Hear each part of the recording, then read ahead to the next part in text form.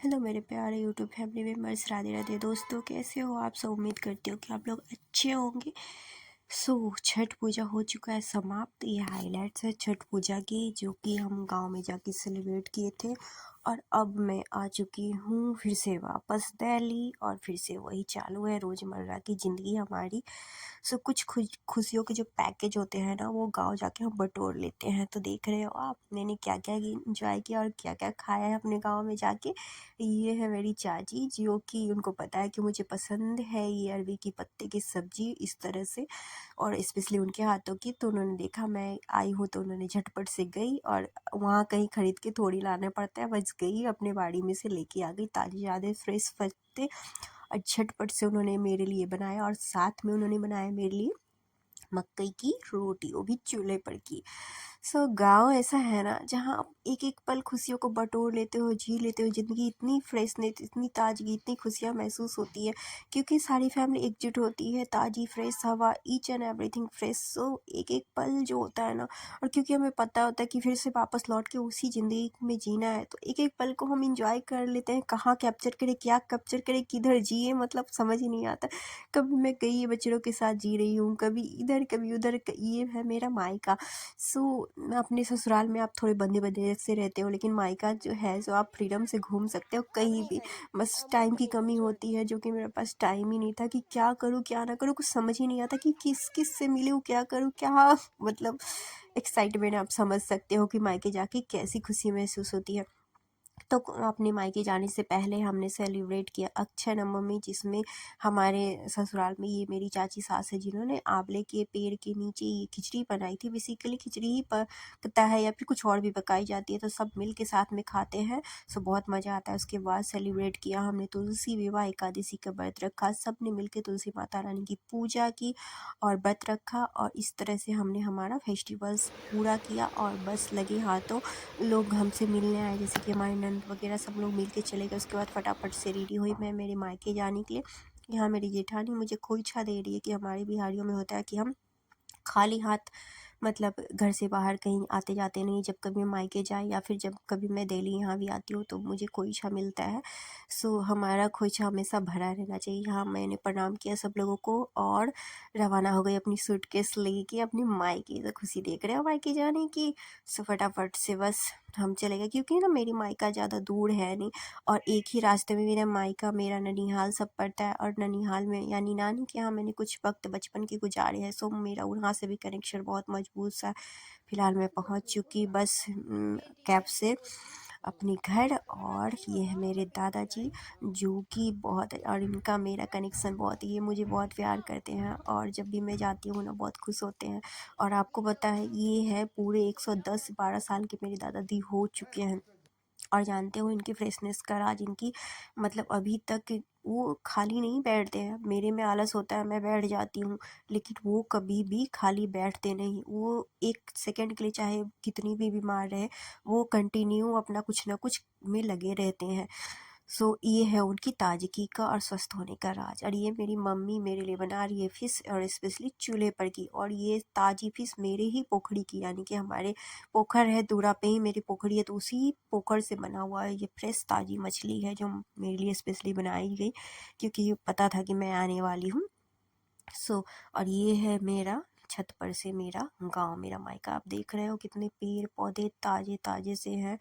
और आप देखोगे यहीं से वो पोखर दिखता है, ये रहा वो पोखर, इसी में छठ पूजा होती है, और इसी की वो फ्रेश ताजी मछली थी। गाँव ना मेरा बेसिकली, मुझे मायके में, और स्पेशली सभी लड़कियों को अपने मायके में तो मज़ा आता ही है। तो मुझे मेरा मायका, मेरा घर बहुत पसंद है। मुझे बहुत ही खुशी महसूस होती है जब मैं वहाँ पे रहती हूँ, टाइम स्पेंड करती हूँ। मतलब कभी ऊपर, कभी छत पे, कभी नीचे, कभी आगे पीछे, मतलब इतना बड़ा जगह है कि आप घूमते रहो। यहाँ आन्या अपने मामा के लड़के के साथ मज़ाक कर रही है और घूम रही है। तो चाची इस तरह से ताज़ी ताज़ी सब्ज़ी तोड़ के लाई, उन्होंने पकाया। और ये सब्ज़ी और ये रोटी इतनी मीठी मक्के की रोटी लगी कि मैं आटा थोड़ा सा पैक करके भी लेके आ गई कि हाँ मैं बनाऊँगी। हालाँकि मुझे बनाने आती नहीं है, लेकिन हस्बैंड जी को भी मकई की रोटी पसंद है। तो उनके लिए मैं थोड़ा लेके आई कि मैं ट्राई करके कैसे भी बना दूँगी। और ये है मेरा घर जहाँ पे अच्छे अच्छे पौधे मेरे भाइयों ने लगा रखे हैं, मेरे कज़न्स ने। मेरे जो मम्मी पापा हैं वो मुझसे मिलने गुवाहाटी से आए थे, तो उससे उनसे मेरा मिलना हो गया। बाकी मेरे सगे जो भाई बहन भाभी हैं वो लोग नहीं आए, गुवाहाटी में ही हैं। लेकिन क्योंकि हमारा जॉइंट फैमिली है तो सब हम एक ही है, तो यहाँ मेरे कज़न ब्रदर कज़न जो भाभी हैं भतीजे हैं सबसे मिलना जुलना हो गया। और यहाँ मैं गाँव के खेतों से होते हुए अपनी नानी के यहाँ जाने के लिए रेडी हो गई और नानी के घर। अभी नानी नानी मेरे है नहीं, मेरे मामा जी क्योंकि है नहीं, तो वहाँ मेरी मौसी ही रहती है। सो उनका सरकारी जॉब है तो वो वहीं पे रहती है, वहीं सेटल हो गई है। तो ये देख रहे हो कद्दू की खेती आप, कितनी प्यारी लग रही थी, इतनी फ्रेश कद्दू। मुझे तो हालांकि मैंने टाइम कुछ स्पेंड किए गांव में, तो मुझे गांव से बहुत कनेक्शन है। ये मेरी मम्मी मेरी आन्या हम लोग टोटो गाड़ी से सवार होके चल पड़े, मतलब ऑटो से सवार हो लिए और चल पड़े अपने नानी हाउस, यानी कि मेरी माँ मिलने जा रही है अपनी बहन से और मैं अपनी मासी से। सो भाई आ गया था लेने के लिए टोटो से। जैसे हम टेम्पो से उतरे वो अपने भाई से रिसीव कर लिया। और ये देखिए गाँव का एक और वो घर हमारी छत पे ना, लगा दे नानी तुमको हाउस में पता जब मालूम रहते थे तो तो इसे नानी नहीं की दे किसी को घर अभी में न छत पे चलिया जाओगे गजनिया तो भुजनिया ये भी देख हमारे पास ही है एकदम। और मेरे खुद के जो मायके हैं वहाँ पे भी पास है, बस मेरे ससुराल में थोड़ा दूर है, इसलिए हमारा छठ जो है वो दूरे पे होता है पोखरखंड के। ये मेरी जो है मासी बैठी है और मेरी जो है मौसी की लड़की है, बच्चे हैं, छोटा भतीजा है आन्या। यहाँ उसको उसको जलन हो रही है कि मैं क्यों बच्चे को गोदी में ले रही हूँ, और यहाँ सब भाई बहनों के साथ वो अपना मस्ती कर रही है। टाइम कैसे निकल गया पता ही नहीं चला कि कैसे टाइम हमारा जो है वो बीत गया। और यहाँ अपने जो होते हैं ना, क्या कहते हैं उन्हें, बहन के पति क्या कहते हैं उन्हें, दामाद बाबू, उनके हाथ की बनी हुई मैं चिकन खा रही हूँ, उनसे हम लोग मस्ती मजाक कर रहे हैं और उनको मैं चिढ़ा रही हूँ कि आप बनाइए अच्छा से स्पेशल। तो यह सब हम बहन ने बैठ के बहन भाभी मस्ती कर रहे हैं और बेचारे को काम पे हम लोग लगाए हुए हैं। सो ईच एंड एवरी पल हमने इंजॉय किया, मज़ा किया, मस्ती किया। यहाँ एक दूसरे का हम मजाक उड़ा रहे हैं, टांग खिंचाई कर रहे हैं। और साथ ही में मेरी मामा के लड़के यानी कि मेरी भाभी जो मौसी की लड़की है हुई ना, उनकी पत्नी भाभी मेरी, उनका जन्मदिन था, बर्थडे था, तो यहाँ हम सेलिब्रेट कर रहे हैं। सब लोग सजाया गया, डेकोरेट किया गया और यहाँ सब मिलके छत पे ही केक काटा जा रहा है और मस्ती कर रहे हैं। उसके बाद हमने एक साथ काफ़ी फ़ोटो क्लिक्स की जो मेमोरेबल होती है, जो हमेशा याद रह जाती है। और ये छत पर से मैं, ये है खेत जो देख रहे हो, छत पर से मैं कैप्चर कर रही हूँ। धान लगे हुए थे, कुछ कटे हुए थे, कुछ लगे हुए थे। एक एक पल, एक एक क्षण मेरे लिए बहुत बेशकीमती था, क्योंकि फिर ही 1 साल बाद ही मिलना है। क्योंकि मैंने गाँव में टाइम गुजारा हुआ है, बिताया हुआ है, तो मुझे ये सब चीज़ें बहुत मेरे दिल से कनेक्टेड है। मेरी मौसी और मेरी मम्मा यहाँ निकल रहे हैं, फिर मैं मेरे मायके के लिए, क्योंकि वहाँ से फिर मुझे अपने ससुराल के लिए भी निकलना था। तो निकलते वक्त सबके साथ एक फ़ोटो क्लिक कर ली और टोटो गाड़ी पे सवार हो गए हम, चल पड़े हैं। यानी कि मैं जा रही हूँ अब मेरे मायके। सब आसपास ही है, ज़्यादा दूर नहीं है, 10-15 मिनट की दूरी पे है। तो बस मौसी की तबीयत हमेशा ख़राब रहती है, तो मेरा यही रहता है कि एक बार उनसे आई हूँ तो साल में एक बार मिल लूँ, क्योंकि उनसे मेरा कनेक्शन है। और बचपन में वो काफ़ी मेरे करीब थी, मुझे बहुत ज़्यादा मतलब मानती है, बहुत प्यार करती है। देख रहे हो गाँव के खेत खलिहान से सब धान कहीं कटे हैं कहीं लगे हैं, क्योंकि बारिश ना 2-4 दिन कंटिन्यू छठ के बाद हो गई, जिसकी वजह से धान बर्बाद हो गया। क्या मैं मार्केट में उतर गई गाड़ी से, टोटो से, और फिर हमने की कुछ शॉपिंग। देख रहे हो ये सब लहठी है जो कि लाह की बनी होती है, हम बिहारियों में लहठी ही पहना जाता है और दिल्ली में ये लहठी मिलती नहीं है। तो मैं अपने तीज के लिए, करवा चौथ के लिए, जो भी पूजा फेस्टिवल है उनके लिए, और बाकी अपने भौजाइयों को देने के लिए, मम्मी चाची बुआ को देने के लिए भी लहठी लेके आओ, क्योंकि सुहागनों में और कुछ दो ना दो, उनको चूड़ी लहठी बिंदी जरूर देना चाहिए। तो उनके लिए और अपने लिए मैं लेके आ गई और फिर सवार होके गाड़ी पे हम आ गए अपने मेरे मायके। फिर से मायके आई, जैसे तैसे मेरे हस्बैंड जी आ चुके थे। वो रुकने के लिए रेडी नहीं थे, क्योंकि चौथ थी तो सब लोग बोले कि चौथ को नहीं जाना चाहिए। तो जैसे तैसे वो रात में रुके और अर्ली मॉर्निंग सुबह उठ के, हाँ मैं रेडी हो रही हूँ और रेडी होके अपने ससुराल की मैं निकलने वाली, क्योंकि कल हो के हमारा ट्रेन था और मुझे जाके करनी थी पैकिंग। इसलिए हस्बैंड जी बहुत बोल रहे थे कि जल्दी चलो जल्दी करो। बस ये वो पल जो हर बेटी के लिए, हर माँ के लिए बहुत ही हार्ड होता है, कि फिर से मेरी माँ मुझे खोइछा दे रही है। अब फिर कब मिलूँगी 1 साल के बाद। अब मम्मी भी चली गई होगी गुवाहाटी, क्योंकि वो 2-4 दिन रुकी, उसके बाद गुवाहाटी वो निकल गई और मैं आ गई यहाँ दिल्ली। तो बस जब फिर फेस्टिवल में मम्मी अगर छठ में अगले साल आएगी तो मिलना होगा। और फिर यही ज़िंदगी है हमारी। बाकी सबके साथ फ़ोटो कैप्चर किया, मेमोरी बटोर ली और चल दी अपने हस्बैंड जी के साथ सवार होके बाइक से मैं अपने ससुराल, क्योंकि ज़्यादा दूर है नहीं तो बाइक से हम 15 से 20 मिनट भी नहीं लगता, मैं पहुंच जाती हूँ अपने ससुराल। तो बस यही सब ज़िंदगी है। और वहाँ पहुँचते ही फिर मुझे पैकिंग करनी थी, क्योंकि पैकिंग करना मेरे लिए बहुत ही मतलब डिफ़िकल्ट होता है। कुछ ना कुछ छोड़ देती हूँ और कुछ ना कुछ फैला देती हूँ, मेरा सर हो जाता है चक्कर। देख रहे हो क्या रायता फैला के रखी हूँ, और इस रायता में मेरा दिमाग हो जाता है ख़राब। तो उसके बाद सारे पैकिंग वगैरह की और अर्ली मॉर्निंग कल होगी बस निकल पड़े हम अपने सफ़र यानी दिल्ली के लिए। ससुराल से लिया ऑटो और ऑटो से पहुँच गए हम हाजीपुर, हमारी गाड़ी थी हाजीपुर से।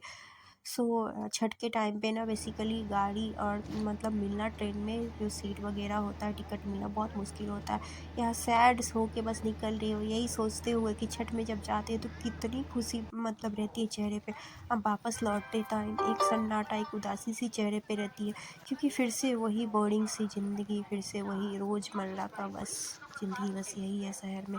शहर में रहना कौन चाहता है, बस इंसान की मजबूरी होती है कि इंसान 2 पैसे अर्न करने के लिए जहाँ है अपने साथ में तो रहना ही है। तो ये है हाजीपुर स्टेशन, यहीं से हमारी ट्रेन थी। जिस ट्रेन में आने में थोड़ा-सा लेट था, 1 घंटे डिले हो गई। ये है वंदे भारत ट्रेन, उसी वक़्त आई थी तो मैंने कैप्चर कर ली।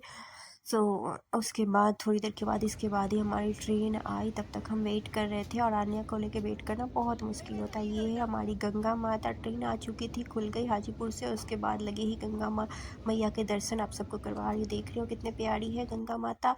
और इधर ही सोनपुर जो मेला है वो भी लगता है। सो मेला मैं कैप्चर कर नहीं पाई, और यहाँ बस पहुँचने के लिए बस कि पहुँच जाए झटपट से, यही ज़िंदगी है और क्या। ट्रेन में सवार हुए और निकल पड़े फिर से शहर की वही बोझिल बोरिंग सी ज़िंदगी, जहाँ रोज़ एक ही जैसा, बस एक ही जैसा, कुछ चेंज नहीं, कुछ बदलाव नहीं। पहुँचते ही आके फिर उसी ज़िंदगी में फिट हो जाना है, रोज़ का वही बोरिंग सा। स्कूल के लिए पैक करो, स्कूल जाओ, बच्चे को घर की साफ़ सफाई। यहाँ पहुँच चुके हैं और कैब बुक हो चुकी है, हस्बैंड जी सामान डाल रहे हैं और हम बस कैब से निकल गए कि गाज़ियाबाद हम उतर गए थे, और गाज़ियाबाद से हमारी जो है कैब हुई और हम आ गए अपने घर को। यही ज़िंदगी है, घर आते ही बस नोएडा के बड़े बड़े बिल्डिंग, बड़े बड़े शहर, बड़ी बड़ी इमारतें। और यहाँ रास्ता में आने की थोड़ी तबीयत सी बिगड़ रही थी तो कैब रोक के वो गई थी, उसे उल्टी सी आ रही थी तो कैब रोक के फिर उसे उसके पापा उल्टी करवाने के लिए ले गए, क्योंकि बच्चों का तबीयत थोड़ा सा बिगड़ जाता है, माहौल और जो मौसम वेदर चेंज होता है। तो मेरा भी जब से आई हूँ मेरा तबीयत ही ख़राब है, आप देख ही रहे हो आवाज़ से। और यहाँ आते ही साफ़ सफाई में जुट गई, क्योंकि जब आप घर पे नहीं रहते हो ना, घर की दशा ऐसी हो जाती है कि क्या ही कहा जाए। आते ही लग गई कंटिन्यू और काम करते करते साफ़ सफाई। हस्बैंड जी तो आए और उनकी छुट्टी नहीं थी, वो नहा धो के बस निकल गए अपनी ड्यूटी को, और मैं रह गई अकेली। आन्या को जैसे तैसे कुछ बिस्किट वगैरह खिला के मैंने सुला दिया, क्योंकि बिना साफ़ सफाई तो खाना मैं बना नहीं सकती थी। और साफ़ करते करते करते मतलब समझिए कि बज गया 4 से 5। फिर मैं किचन वगैरह की साफ़ सफाई की, कपड़े तो धोए नहीं, कपड़े साइड करके रख दिए, बस झाड़ू पोछा डस्टिंग वस्टिंग की। चूहे मेरे घर पे है तो बस वो तो पूरा परेशान करके रख देते हैं, तो एक एक चीज़ मुझे साफ़ करनी पड़ती है, चूहों की वजह से और ज़्यादा दिक्कत है। सो यहाँ किचन गैस स्टोव सब साफ़ कर लिया मैंने, और उसके बाद नहा धो के बाल धो के आए। उसके बाद मैंने खाना बनाया अपने लिए और आने के लिए, दाल चावल, पर बेसिकली जो इजी बन जाए वही सही रहता है। तो दाल चावल आलू का भुजिया बना लिया मैंने खाने में फटाक से, कि भूख इतनी तेज़ लगी थी और बज गए थे 4 साढ़े 4 5, क्योंकि सफाई करने में काफ़ी वक्त लग जाता है। और ये देखो मेरा खाना रेडी हो गया, गर्मा गर्म दाल चावल, नींबू का अचार और मिर्च भुजिया आलू का। सो इस तरह से खाना खाया, और उसी शाम को हस्बैंड जी का डिमांड आया कि और थोड़ा खजूर बना लो, क्योंकि सबको प्रसाद देना होता है ढो के। हम वहाँ से तो प्रसाद लेके आई थी, लेकिन उतना से कुछ होना नहीं था, और मैदा का ठकुआ मैं बना नहीं पाई थी, क्योंकि टाइम इतना बिजी रहता है ना। तो फिर ठकुआ बनाया, और उसके अगले दिन मैंने एक एक करके सब लोगों को प्रसाद बांटा। हस्बैंड जी भी ले गए अपने सारे कलीग को देने के लिए। यहाँ फिर से आन्या की मस्ती हो रही है पार्क में, फिर से वही ज़िंदगी। आन्या को स्कूल से लेके आ रही हूँ और ठंड चालू हो गई, यहाँ मस्ती करती हूँ, माँ बेटी आ रही।